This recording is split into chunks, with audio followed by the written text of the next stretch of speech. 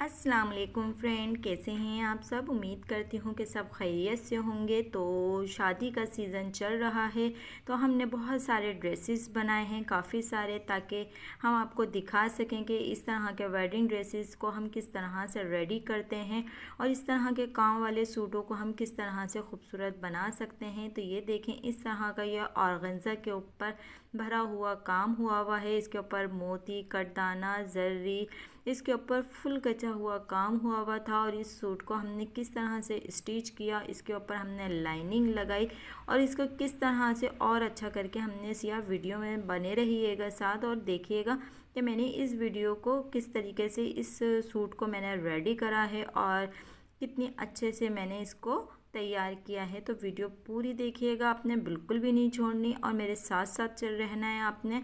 और ये देखें, इस तरह की ये 4 पट्टियाँ मैंने कटिंग करके रख ली थी और इनका साइज़ मैंने 2.5 इंच का रखा था। और ये चरमा डोरी है जो इसके अंदर हम इस्तेमाल करेंगे, यानी कि किंगरी लेस है जो वाइट कलर में हमने लिए सिल्वर कलर में, क्योंकि जो हमारा सूट है उसके ऊपर सिल्वर गोल्डन दोनों का ही टच आ रहा था। तो मैंने इसके ऊपर सिल्वर लेस ले ली थी और सिल्वर लेस को लेने के बाद मैंने ये लाइनिंग वाले सूट के चाकों को खूबसूरत बनाया था इस लेस के साथ। तो ये देखें, इस तरह का लाइनिंग वाला अगर आपका सूट है और आपने चाक दामन पे कोई काम करना है तो उससे पहले आपने चाक दामन को इस तरह से पिन अप करना है लाइनिंग वाले कपड़े के साथ, क्योंकि वज़न होता है काम वाले सूट में तो लाइनिंग उसकी सरक जाती है। तो आपने उसके साथ इसको करना है पिन अप और फिर उसके बाद इस तरह से आपने इसके ऊपर लगानी है। ये देखें, ये पट्टी ली है मैंने और फिर इसके अंदर लेस रखी और ये हमारा जो है शर्ट पीस है। शर्ट पीस के ऊपर पहले मैंने लेस रखी, फिर उसके बाद ये 2.5 इंच की जो चौड़ी पट्टी मैंने कटिंग करी हुई थी चाकों पे लगाने के लिए वो रखी और उसके बाद मैंने इसके ऊपर सिलाई लगाई। और इससे पहले मैंने चाकों के ऊपर पिन अप कर लिया था। तो पिनअप करने से मेरे लाइनिंग वाला कपड़ा जो था वो नहीं सरक सकता था, इसलिए मैंने उसके ऊपर पिनअप करा था ताकि ये झोल ना आए और इसके अंदर फिनिशिंग आए। ये देख सकते हैं आपकी इस तरह से ये मैंने इसको सिया और इसकी हल्की हल्की सी किनारियाँ निकलने लग गई लेस की।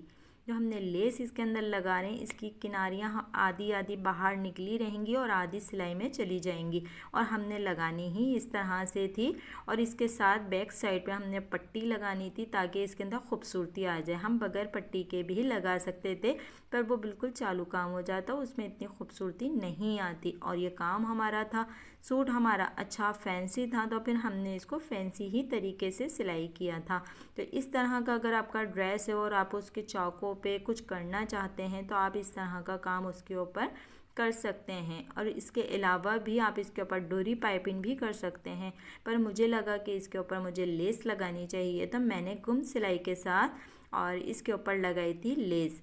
और आधी लेस मैंने बाहर निकाली और आधी लेस सिलाई में चली गई थी। तो इस तरह से ये मैंने इसको सेट करा और सेट करने के बाद ये सी लिया। ये देखें, इस तरह से ये मैंने इसको सिया है और इसी तरह से मैं इसके चारों चाकों पे लेस लगाती रहूँगी और इसी तरह से सिलाई लगा लूँगी।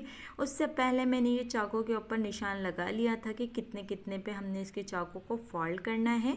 फोल्ड करने की वजह से इसकी लेस हमने वहीं वहीं लगानी है जिस तरीके से हमने चाकों को फोल्ड करना है। अच्छा, एक तरीका ये भी है, एक तरीका मैंने आपको बताया कि हम पट्टी के साथ साथ एक ही सिलाई में लगा सकते हैं।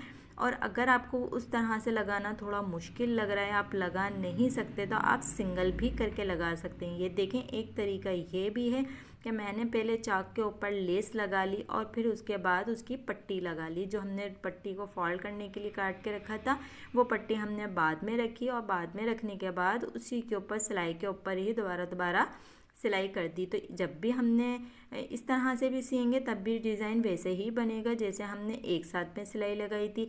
अगर आप लोगों को वो तरीका मुश्किल लगता है तो इस तरह से भी आप अपने चाकों के ऊपर सिलाई कर सकते हैं। पहले आपने लेस को लगाना है, फिर उसके बाद पट्टी को लगाना है और फिर इसको सिलाई कर लेना है। पर यह है कि इसमें सिलाइयाँ थोड़ी सी ज़्यादा हो जाती हैं और वो एक साथ में ही हम लगा भी सकते हैं। अगर आप लोग न्यू हैं, नहीं आता, नहीं समझ आ रहा, तो आप इस तरह से भी लगा सकते हैं। मैंने दोनों ही तरीके आपको बता दिए कि मैं किस किस तरह से इसके ऊपर ये लगाती हूँ। तो मैंने ये इस तरह से भी लगाई, एक ही सिलाई में इसको लगाई पहले, फिर इसको मैंने सिंगल करके भी लगाई ताकि आप लोगों को ये दिखा सकूं कि आप इस तरह से भी लगा सकते हैं। दामन पे हमने लेस नहीं लगाई क्योंकि दामन के ऊपर लटकनें वगैरह लगी हुई थी और काफ़ी इसके ऊपर काम हुआ हुआ था। फिर हमने इसके ऊपर करी तुरपाई।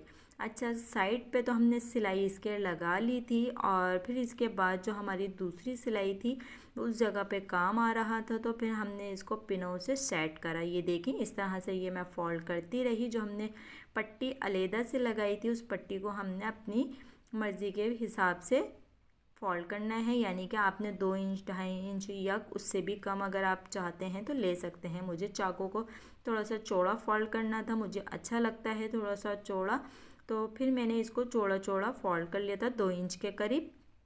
2.5 इंच की चौड़ाई हमने कटिंग की थी। थोड़ा सा हमारा सिलाई में चले गया, फिर उसके बाद थोड़ा सा फोल्ड करने में चले गया, तो ये 2 इंच के करीब हमारा बच गया था। और ये 2 इंच के करीब हमने इसको फोल्ड करा, पिने लगा ली। पिने लगाने के बाद फिर हमने इसको तुरपाई करना स्टार्ट कर दिया।